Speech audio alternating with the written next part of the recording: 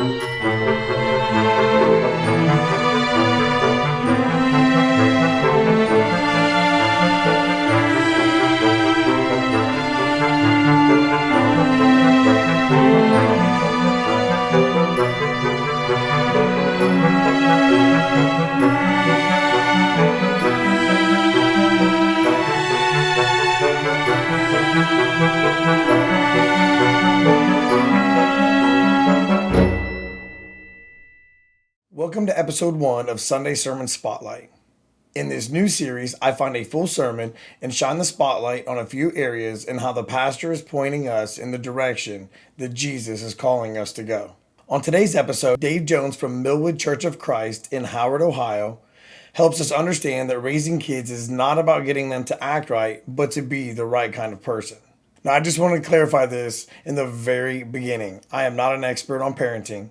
I have 5 kids myself, 26, 24, 13, 10, and 7.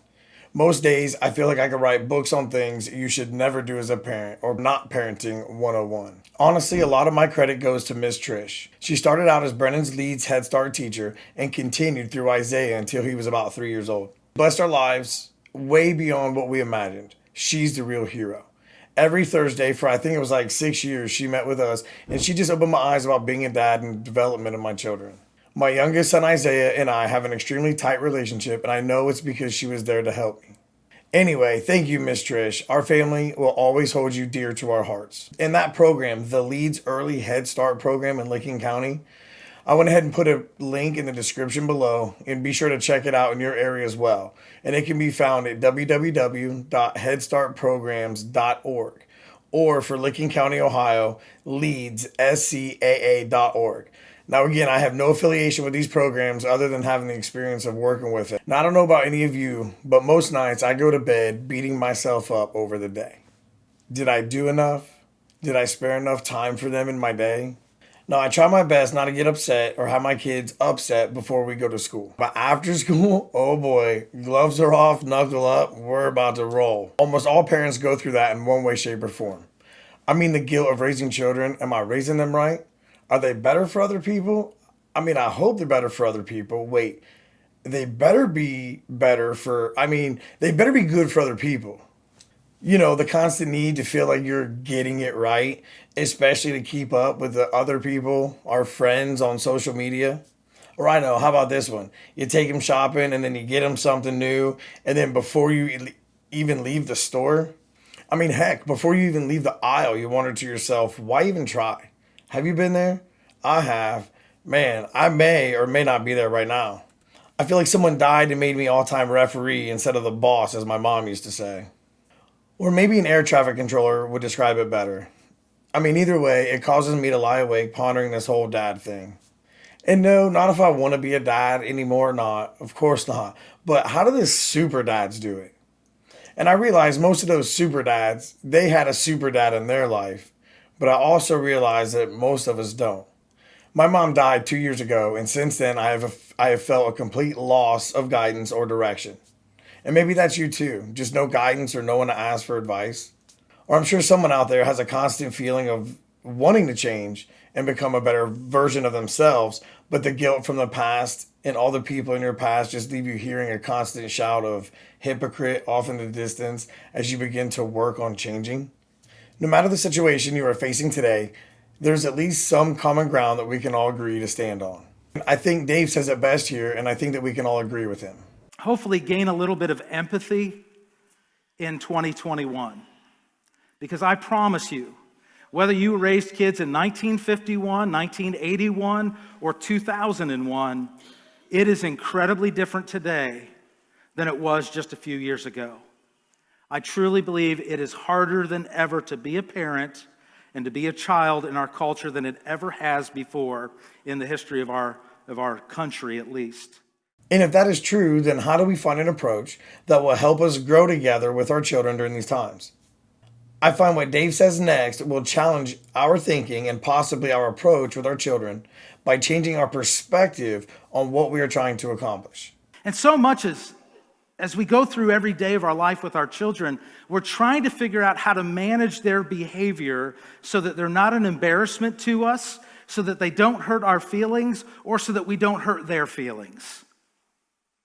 But I would contend to you that in order for them to act the right way, to treat others in the way that they should, and for you to respond appropriately to your children, it doesn't start with the way they behave, but it starts with the person that they are. It's really a heart issue. As he says in the video, we need to get away from behavior management. We need to believe to our very core that raising kids is not about getting them to act right, but to be the right kind of person. Where a lot of people, what they have done with the garden that God has given them in their children is said, okay, here's the soil, there's some seed, let's see what happens now. And just like weeds running rampant or insects that infiltrate a garden,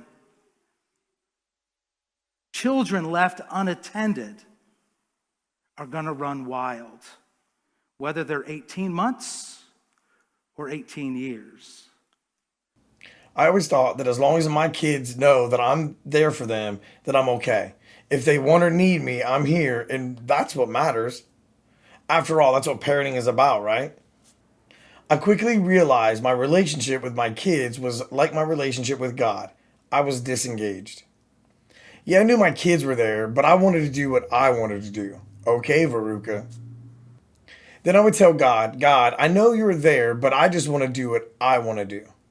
As Dave clarifies in his full message, we have the book. God gave us the guide, so why don't we turn to what God says in the area of raising kids? I can speak for myself on this, but nothing changed in any direction of my life until I began to make an effort. Obedience is your job. The outcome is God's. So if our new approach is not about getting our kids to act right, but to be the right kind of person, we have to have a standard to what right is. And that can only be found within the pages of the Bible. If it was good enough for our country to be founded on, then I'm sure we can agree that it is good enough for our homes to be founded on as well. Once again, if God is our Heavenly Father, we should turn to Him and what He says about raising the children that He provided us. Remembering it in that way has helped me change my perspective from I have got to raise these kids to I get to be a dad and raise these kids. Psalm 127 says, unless the Lord builds the house, its builders labor in vain. Unless the Lord watches over the city, the watchmen stand guard in vain. In other words, if God ain't in it, you won't win it. But I also want you to have in mind one big 5-letter word, and that's grace. 2 Corinthians 12, starting in verse 7, the Apostle Paul is talking about a thorn placed in his flesh as a messenger of Satan, and asked the Lord to remove it, yet Jesus says, my grace is sufficient for you, for my power is made perfect in weakness. If the Apostle Paul, who wrote nearly 2/3 of the New Testament, needed grace, then please realize that we all need it too. In every direction, in everyone that we deal with. Now, don't ask me how I'm doing in that department. Remember, your plane can ignore my speck. As we begin to shift our perspective and our understanding and not getting our kids to act right, but to be the right kind of person, we must show them a good example. When I first gave my life to Christ in 2014, I literally had to Google how to put God first. That's the entire point of GML John 3:30. He must become greater and I must become less. I cannot emphasize this point enough. Real change begins when the world doesn't revolve around us. We are stewards of gifts from God. I needed Him to become greater in my life because I needed something greater than the high I was chasing from the drugs that I was on. So let me ask you this. What is greater in your life? Is it Jesus? What are you chasing? Is it perfection? That can only be found in Jesus. Joshua 24:15. But if serving the Lord seems undesirable to you, then choose for yourselves this day whom you will serve, whether the gods of your forefathers served beyond the river, or the gods of the Amorites in whose lands you are living. But as for me and my household, we will serve the Lord. Who is number one in your life? Parents, key question for you here. Who are you serving? Who is the guiding architect, if you will, of your home life? Does the Little League coach determine what you're going to do on the Lord's Day? Or does Jesus? Do your financial objectives for retirement determine how much time you spend away from your family? Or do your spiritual aspirations for them determine how much time you invest? Does your desire to see your kids successful in athletics or the classroom supersede your desire to see them fruitful in Christian ministry? I think your answer to those kinds of questions will determine who you're deciding to serve. Or, as Billy Graham used to say, choose you this day. If we are going to understand that raising kids is not about getting them to act right, but to be the right kind of person, then we better make sure our example is anchored in perfection. Here's a jar with 936 marbles. Do all you can to cherish every one you take out. 936 represents the number of weeks you have with your children from the age of 0 to 18. And if you had a jar like that the day your child was born, and every week you chose to take a marble out of that to represent a week that had passed, the first one you'd think, man, I still have 935. I got all the time in the world. But as a dad with 3 adult daughters and 2 teenage sons, I'll be the first to tell you, those marbles just seem to disappear like there's a hole at the bottom of the jar. What are you going to do with the marbles that God has given you? And I'll tell you this, by the time you reach 18 years old with your kids and the marbles are all gone, they can honestly say you've lost your marbles. See, for me, I let my marbles run out the first time, and they ran out way too quick. But I serve a God of second chances, and he blessed me with 3 more boys. Now I'm 5 years away from starting to lose them all over again. That the way that we have children become the adults that we ultimately want them to be is by beginning to shepherd their hearts when they're still young. In Psalm 127, starting in verse 3, it says, "Sons are a heritage from the Lord, children a reward from him. Like arrows in the hands of a warrior are sons born in one's youth. Blessed is the man whose quiver is full of them." And so this psalm isn't about us raising kids that act the right way, but raising children who become adults who are the right kind of people.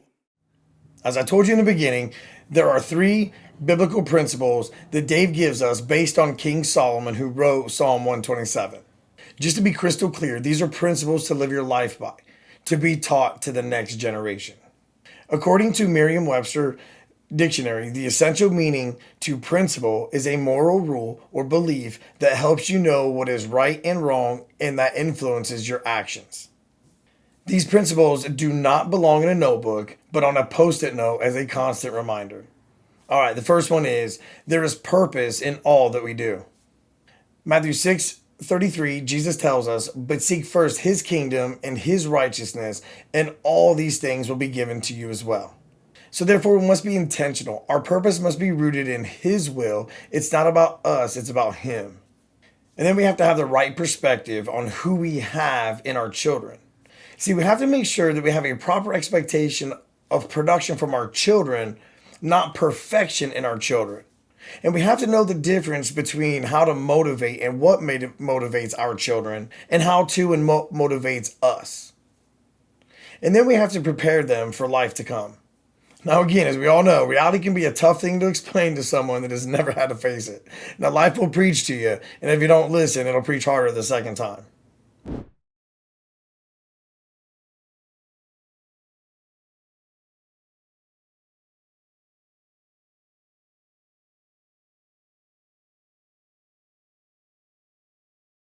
So, starting with the perspective that raising kids is not about getting them to act right, but to be the right kind of person, puts us alongside our children in our walk with God. It communicates to them that we care about them individually in each step of their life, and that we are willing to put our wants aside and tend to their needs. In Matthew 18, verse 1, Jesus' disciples came to him and wanted to know who would be the greatest in the kingdom of heaven. And in verse 2, Jesus calls a little child to stand among them. And then in verse 3, Jesus says this: I tell you the truth, unless you change and become like little children, you will never enter the kingdom of heaven. So as I conclude with verse 4, I want to share something that I learned about reading the Bible. Now, a lot of you guys will already know this, but just in case you don't, I think it's super cool. Now, whenever the Bible has a therefore, we have to ask ourselves, what is it there for?